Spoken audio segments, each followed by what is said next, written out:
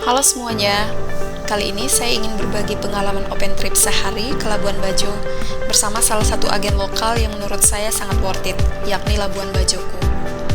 Saya pesan trip ini di H-1 setelah melakukan beberapa survei secara online dan membandingkan harga. Pada akhirnya saya pilih agen ini karena harganya yang paling terjangkau dan fasilitasnya sudah lengkap, sama seperti agen lainnya, yakni menggunakan speedboat, dapat makan siang, dapat minuman dingin, dapat snack, dapat dokumentasi gratis, dan juga dijemput. Pada hari H, saya dijemput di penginapan sekitar jam 6.30 pagi menggunakan minibus. Namun karena saya masih menunggu kamera GoPro yang saya rental, maka saya minta supirnya untuk menjemput peserta lain saja. Sementara saya lanjut menggunakan Grab Bike menuju ke pelabuhan Marina Labuan Bajo dan kami bersiap untuk berangkat. Di sana kami diberi tiket berisi QR code yang akan kami scan di pelabuhan dan selanjutnya kami masuk ke speedboat. Nah, selama di speedboat saya tidak merekam apapun karena saya sangat menikmati bersantai dan juga ngobrol dengan teman sebangku. Nah, kami diberi snack dan minuman dingin serta briefing singkat oleh guide. Jadi destinasi pertama kami adalah Pulau Padar. Di sini kami diberi waktu kurang lebih 2 jam maksimal kalau nggak salah ya. Nah, ini kita bisa hiking dan berfoto-foto. Kalau kamu ikut open trip bersama agen, kamu bisa minta guide-nya untuk membantu memotret ya. Nah, ini bisa gunakan kamera pribadi ataupun kamera dari pihak agen. Oh ya, saat hiking suhunya terasa cukup panas, jadi pastikan kamu selalu pakai topi, kacamata hitam, dan sunscreen biar tetap nyaman selama perjalanan. Kamu juga tidak perlu khawatir karena jalurnya sangat aman. Sudah tersedia tali rope sebagai pegangan untuk bantu kamu saat menanjak maupun menurun.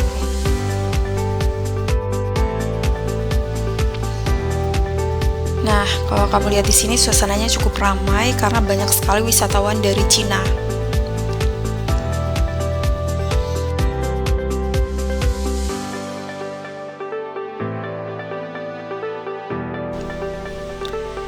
Setelah turun, saya sempat melihat beberapa aksesoris yang dijual oleh warga lokal. Dan selain aksesoris, mereka juga menjual kelapa muda ya. Dan ini bagus banget buat hidrasi setelah hiking. Harganya di kisaran 40-50 ribu rupiah, tergantung kemampuan kamu menawar. Karena waktu itu saya sempat dapat di harga 40 ribu rupiah per kelapa mudanya.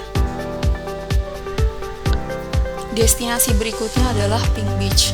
Dan di sini pasirnya benar-benar berwarna pink karena merupakan campuran antara pasir putih dengan serpihan organisme laut mikroskopis yang bernama foraminifera. Di sini kamu bisa berendam di air laut, ambil beberapa foto dan video. Tapi kalau kamu ingin bernaung, kamu juga bisa ke lopo terdekat yang menjual makanan dan minuman dingin. Setelah melakukan beberapa menit perjalanan dengan speedboat, kami akhirnya tiba di perhentian berikutnya, yakni Loh Liang yang merupakan habitat asli dari komodo. Kami beruntung karena bisa melihat beberapa komodo mulai dari yang masih anak hingga yang sudah dewasa. Dan kami tidak perlu khawatir karena di sini setiap kelompok wisatawan dipandu oleh ranger profesional. Dan yang menariknya adalah setiap peserta juga dapat kesempatan masing-masing untuk difoto bersama komodo oleh tim dokumentasi dari agen perjalanan. Oh ya, di area sekitar dermaga di sini juga terdapat beberapa kios kecil yang menjual souvenir dan makanan ringan, juga minuman dingin. Jadi kalau kamu tidak bawa cukup air dari speedboat dan persediaan minumanmu sudah habis, kamu masih bisa beli di sini.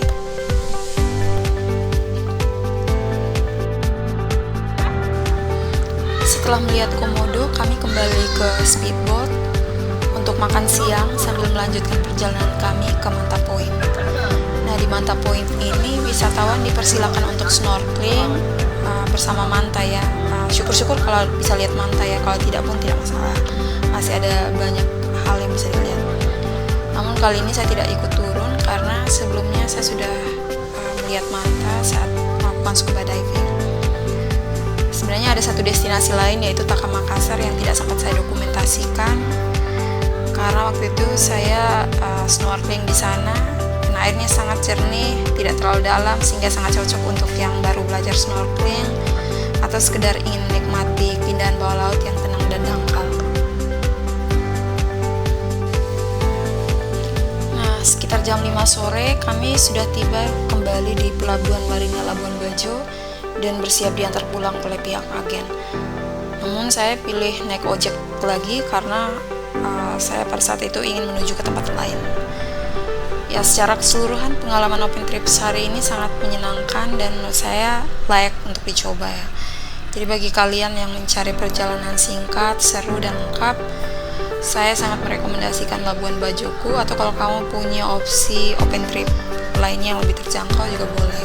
Terima kasih sudah menonton vlog ini. Jangan lupa like, comment, dan subscribe.